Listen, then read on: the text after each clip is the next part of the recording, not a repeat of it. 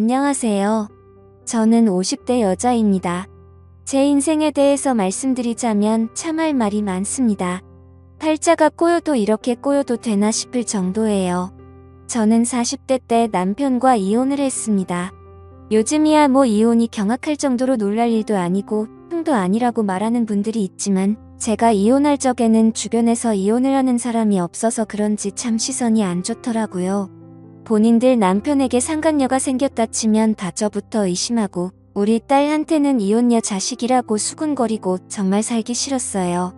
제가 살던 동네가 워낙 작은 곳이었고 사람들 자체도 보수적이어서 더 그랬던 것 같네요. 그래도 저는 그런 시선에도 불구하고 이혼을 후회하지는 않았어요. 남편이었던 그 인간은 정말 구제불능이었으니까요. 술, 도박, 여자 이 세 가지로 저를 너무 고통스럽게 했어요. 이런 인간이 뭐가 좋다고 결혼했는지 이혼은 후회 안 하지만 결혼만큼은 정말 후회가 되네요. 결국 남편은 다른 여자에게 붙어먹고 말았어요. 그 여자가 아내와 딸을 버릴 만큼 좋았나 보죠. 둘이 동네에서 팔짱 끼고 다니는 걸 본 이후로 정말 미련 없이 이혼 서류에 도장을 찍어줬네요. 첫 결혼에 학을 떼서 그런지 그 이후로는 두 번째 결혼이니 연애니 이런 생각이 전혀 안 들더라고요. 오히려 혼자 사는 게 편했어요. 저는 딸에게도 능력만 있으면 혼자 사는 것도 나쁘지 않다고 말하곤 했습니다. 딸과 함께 이혼녀로 사는 것 정말 쉽지 않은 삶이었습니다. 일단 저희 둘은 그 동네를 피해 이사를 가야만 했어요. 이혼한 여자에 대한 시선이 정말 견디기 힘들더라고요. 따지고 보면 피해자는 나고 가해자가 남편인데 왜 그런 색안경을 끼고 보는 건지 이해할 수 없었습니다. 어쨌든 저리 싫으면 중이 떠나야지요. 저는 다른 동네에서 딸과 새 출발을 했습니다. 저희 딸은 부모의 이혼 때문인지는 몰라도 어렸을 적부터 아주 생각이 성숙했어요. 커갈수록 친구 같고 의지하게 되더라고요. 이혼할 당시 14살이었던 딸은 어느새 성인이 되고 취업을 했어요. 그동안 저는 열심히 딸을 뒷바라지했고요. 주로 호프집 주방에서 일을 했습니다. 할 줄 아는 게 요리뿐이어서 그 일을 시작했고 아시다시피 호프집은 주로 밤에 영업을 하니까 딸에게 이른 저녁을 먹이고 출근한 뒤 새벽에 퇴근해서 딸을 등교시키곤 했지요. 그렇게 10년 정도 일을 했네요. 딸이 첫 월급을 통째로 봉투에 담아 저에게 줬을 때 어찌나 눈물이 나던지요. 그 감정은 정말 정확하게 표현할 순 없지만 여태껏 남편 없이 혼자 딸을 키운 것에 대한 뿌듯함과 서러움이 섞였던 것 같네요. 인생 잘 살았다고 생각했어요. 비록 실패한 결혼이었지만 보물같이 귀한 딸을 얻었잖아요. 딸은 저에게 조심스럽게 엄마는 애인이 없냐고 물어보더라고요. 없다고 했더니 그래도 외로움을 나눌 사람 한 명 정도는 만나보는 게 어떻겠냐고 그러더라고요. 엄마 걱정해주는 거야. 어릴 땐 엄마가 다른 남자 만나는 게 싫었는데 이젠 여자로서 엄마를 생각하니까 외로울 것 같아. 기회되면 남자도 만나고 그래. 됐다. 이제 남자라면 지긋지긋해. 제 딸이 어느새 엄마의 외로움을 걱정한 아이가 되었다니 세월 참 빠르죠. 딸은 저에게 이제 일을 좀 쉬라고 하더라고요. 제가 온몸에 파스를 붙이고 다니니 걱정이 되었나 봅니다. 저도 나이 50을 훌쩍 넘어가니 온몸에서 신호가 오더라고요. 손목이 너무 아프고 어깨도 가끔 죽을 듯이 아팠어요. 아무래도 여태껏 써온 몸이 낡았으니 그만 쓰라고 아우성을 치는 것 같더라고요. 병원에서 물리치료를 몇 번 받아봤지만 크게 나아지지 않아서 저는 지인들의 추천으로 한의원에 찾아갔어요. 동네에서 나름 유명한 한의원인데 꽤 오래 운영했다고 하더라고요. 원장에게 진료를 받았는데 참 인상이 좋더라고요. 저와 비슷한 나이대로 보이는데 참 단정한 외모를 가지고 있더라고요. 그날 진료를 받고 침을 맞고 돌아오는데 정말 신기하게 병원에 갔던 것보다 몸이 개운하더라고요. 오길 잘했다고 생각했죠. 동네 어르신들 보면 주기적으로 한의원에 가서 침을 맞으시던데 그 이유를 알겠더라고요. 저는 그 이후로 몇 번 더 한의원에 갔습니다. 그러다 보니 한의원 원장과 어느 정도 친숙해졌죠. 어디 사는지 나이는 몇인지 이것저것 알게 되었습니다. 저보다 4살이 많더라고요. 어느 날 원장은 진료를 마치고 저에게 단골이시니 체질을 점검해 주겠다며 이것저것 물어보더라고요. 어떤 음식이 안 맞고 어떤 음식이 맞는지, 그리고 어떤 장기가 약하고 강한지 체질마다 다르다며 저에게 식단을 짜주겠다고 하더라고요. 그리고 슬며시 저에게 따로 연락을 해도 되냐고 물어보더라고요. 저는 거절했습니다. 아내와 자식이 있는 분과 사적으로 연락을 하고 싶진 않네요. 여태껏 혼자 애 키우면서 그런 오해 많이 받았거든요.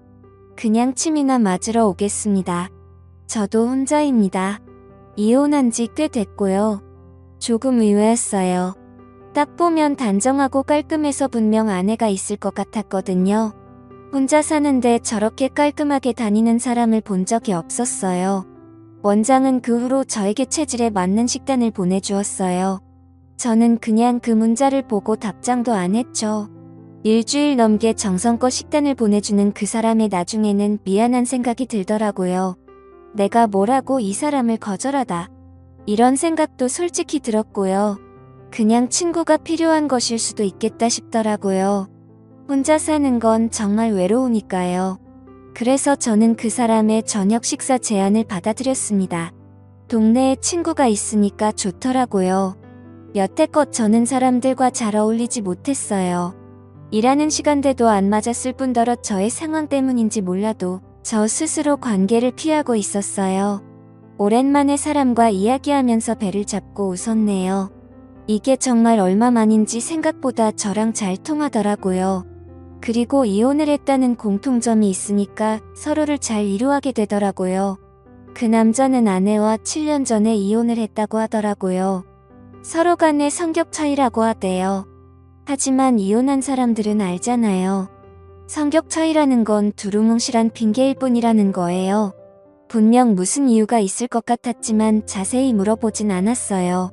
어찌됐든 이런 좋은 사람과 왜 이혼을 했을까, 이런 의문은 들더라고요. 그 남자는 저의 전 남편과는 완전 상극이었어요. 술도 안 마시고 자상하고 계획적이고, 그런 부분들을 보면서 이 남자에게 더욱 호감을 느꼈던 것 같아요. 사람 마음이라는 게 이렇게 쉽게 이끌려도 되나 싶을 정도였죠. 그렇게 친구처럼 쭉 만나다가 어느 날 딸에게 들키고 말았어요. 제가 전화하는 걸 딸이 듣고는 바로 애인 생겼냐고 묻더라고요. 저는 그냥 친구라는 식으로 대답했어요. 조금 민망하더라고요. 예전에 남자라면 지긋지긋하다고 큰 소리 쳤는데 말이죠. 딸은 진심으로 저를 축하해줬어요. 그리고 나중에 한번 소개시켜 달라고까지 하더라고요. 저는 그것까지는 좀 아닌 것 같아서 대충 둘러댔어요. 저희는 같은 동네에 살아서 거의 매일 만나다시피 했어요. 저는 어차피 진료를 받으러 한의원에 가야 했고, 가서 같이 점심을 먹거나 진료가 끝나면 같이 저녁을 먹거나 했어요. 그 사람 집에 한번 가봤는데 어찌나 깔끔하게 잘 해놓던지, 사실은 사람 집에 가기 전까지만 해도 이 사람이 아내가 있는데 나한테 거짓말을 했을 수도 있겠다 싶었는데, 직접 집에 가보니 정말 혼자 살고 있더라고요. 빨래도 잘 정돈해놓고 청소기도 매일 민다고 하더라고요. 저보다 더 깔끔한 것 같더라고요. 그리고 저에게 요리를 해주는데 정말 기쁜 마음으로 받았습니다. 생전 처음 듣는 스페인 음식이라며 볶음밥 같은 걸 해주는데 맛있더라고요. 그걸 어디서 배웠냐고 물었더니 요새는 핸드폰으로 검색만 하면 다 나온다고 하더라고요. 평생 내가 직접 요리해서 먹기만 했어서 그런지 남이 요리를 정성껏 해주니까 감동이더라고요. 그것도 남자가요. 저는 이 남자의 섬세함에 점점 빠져들었어요. 한편으로는 살았더라고요. 이런 연애질을 50대 중반에 시작한 게 너무 아쉽고 청춘이 아까워서요. 그렇게 1년을 쭉 만났어요. 이제는 서로에 대해서 거의 다 안다는 생각이 들더라고요. 1년 정도 지나니까 정말 정이 많이 들었어요. 사실 사람을 만날 때 조심하고 만나는 편이라 저는 절대 이 남자에게 빠져들지 않을 거라고 생각했는데, 저도 모르게 이 사람에게 질투도 하고 그러더라고요. 저도 제가 모르는 모습을 연애하면서 많이 발견했네요. 결국 저는 그 남자와 함께 제 딸을 만났습니다. 식사를 같이 하면서 이런저런 이야기를 나눴는데 딸이 그 사람을 정말 좋아했어요. 다행이었죠. 딸은 집에 돌아와서도 그 아저씨 좋은 사람 같으니까 계속 만나보라고 하더라고요. 드디어 엄마가 외롭지 않게 되어서 다행이라며 좋아하는 딸의 모습을 보니 저도 기분이 좋았습니다. 또한 아빠 없이 산 세월 원망도 많이 했을 텐데 구김살 하나 없이 잘 자라주어서 어찌나 고맙던지요. 그러던 어느 날이었어요. 제 생일날 그 남자는 저녁 식사로 좋은 식당을 예약해놨더라고요.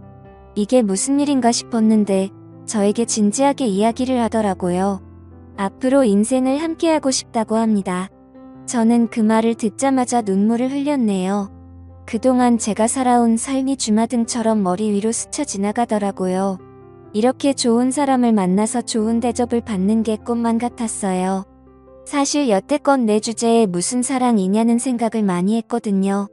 하지만 그 남자를 만나고 나서부터 저는 충분히 사랑받을 수 있는 사람이라는 걸 깨닫게 되었어요. 그것만으로도 그 사람에게 너무 감사하더라고요. 그리고 그날 밤 저희는 그 남자 집에서 하룻밤을 함께 보내게 되었습니다. 사실 그 전까지는 그런 관계가 아니었죠. 저는 그 남자에게 푹 빠져버린 상태여서 그날 밤은 헤어지고 싶지 않더라고요. 저희는 서로 정말 애틋하게 바라봤습니다. 그런데 저는 그 남자의 모습을 보고 얼어붙어 버렸습니다. 그날이 바로 그 남자와의 처음이자 마지막 밤이었네요. 저는 그 남자가 바지를 내리는데 순간 저는 발목에 있는 무언가를 보고 말았습니다. 바로 전자발찌였어요. 그걸 실제로 본 건 처음이었어요. 평소에 시사 프로를 보면 전자발찌에 대해서 이야기를 많이 해서 익히 알고 있었어요. 제가 알기로는 전자발찌라는 건 성범죄자들이 차고 다니는 것이었어요.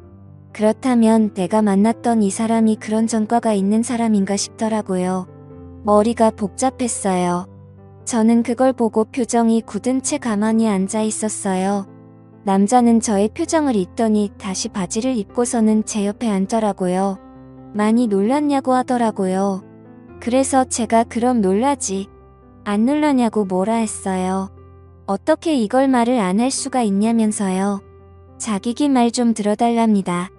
전자발찌를 차게 된 계기에 대해서 남자는 말을 해줬습니다. 들으면서 자연스럽게 아내와 이혼을 하게 된 이유도 듣게 되었지요. 남자는 전 부인을 성적으로 추행한 혐의로 전자발찌를 차게 된 것이라고 하더라고요. 그것도 한 번이 아니라 여러 번을 그랬다고 합니다. 남자 말로는 아내를 사랑했고 고의가 아니었다고 하는데 사실 전자발찌를 찰 정도면 혐의가 어느 정도 인정이 된 건 아닌가요? 저는 기가 막혔습니다. 그 이후로 전 아내가 살고 있는 동네에 접근을 할 수 없다고 합니다. 그러고 보니 이 남자가 여행을 잘 안 간다고 했던 말이 떠오르더라고요. 다 이유가 있었네요. 다른 범죄도 아니고 성범죄니까 더욱 혼란스러웠어요. 저는 남자에게 왜 아내를 그렇게 했냐고 물었어요. 그 남자가 말하길 아내가 자기 말을 듣지 않아서라고 합니다. 순간 소름이 돋더라고요. 저는 그 대답을 듣고 바로 자리에서 일어나서 현관문을 열고 나왔습니다.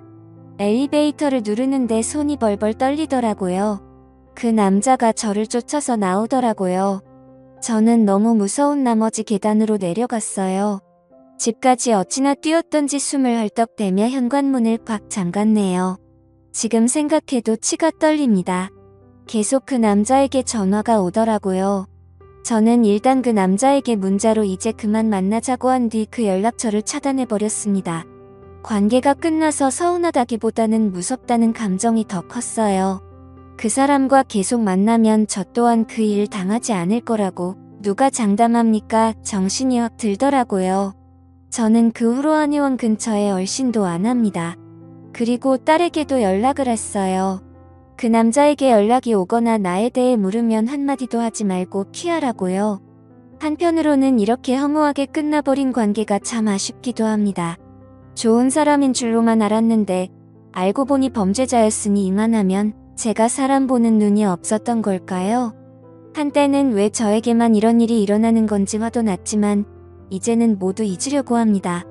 사람 관계라는 게 마음대로 안 되는 게 인생이잖아요. 동네 사람들은 한의원 원장이 전자발찌를 차고 있는 인간이라는 걸 모르는 것 같... 저는 이걸 소문을 내야 하나 말아야 하나 고민하고 있어요.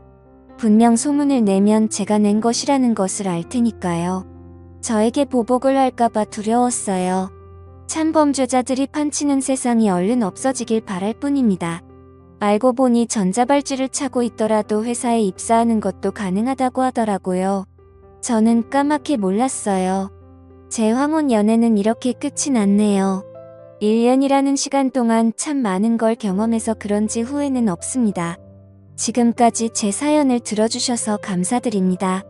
구독과 좋아요 부탁드려요. 감사합니다.